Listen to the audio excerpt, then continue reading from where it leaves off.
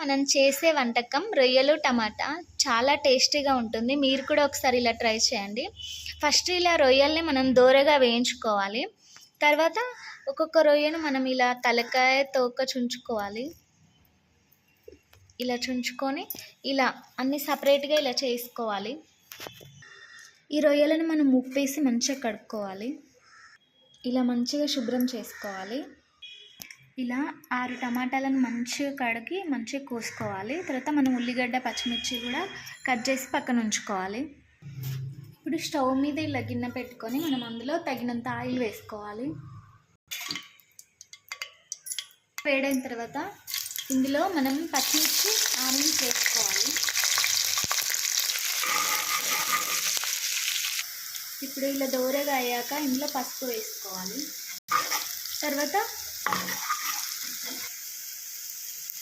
మనం ఇందులో అల్లం వేసుకోవాలి. ఇలా మంచిగా కలబెట్టుకొని మనం ఇందులో ఈ రొయ్యలను అందులో వేసుకొని మంచిగా వేయించుకోవాలి.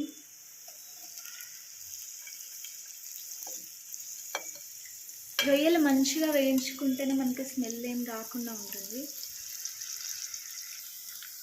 ఇలా మంచిగా రొయ్యలు గోలిన తర్వాత ఇందులో మనం టమాటాలు వేసుకొని మంచిగా మగ్గించుకోవాలి. ఇలా టమాటాలు వేసుకొని ఒక 10 నిమిషాలు మంచిగా మగ్గించుకుందాం.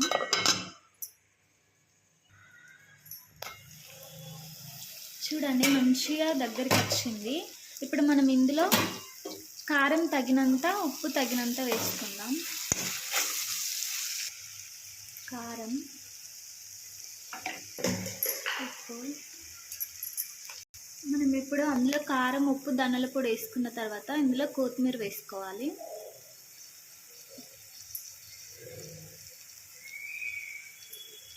మంచిగా నూనె పైకి వచ్చే వరకు ఉంచుకొని ఆఫ్ చేసుకోవాలి. చూడండి కూర రెడీ అయిపోయింది. నూనె పైకి వచ్చింది. ఎంతో టేస్టీగా ఉండే టమాటా రొయ్యలు మీరు కూడా ఒకసారి ట్రై చేయండి. చాలా బాగుంటుంది. చూడండి మీరు కూడా ఒకసారి ఇలా ట్రై చేసుకోండి. రొయ్యలు టమాటాలు చాలా బాగుంటుంది. నచ్చితే లైక్ చేసి సబ్స్క్రైబ్ చేయండి. Thank you.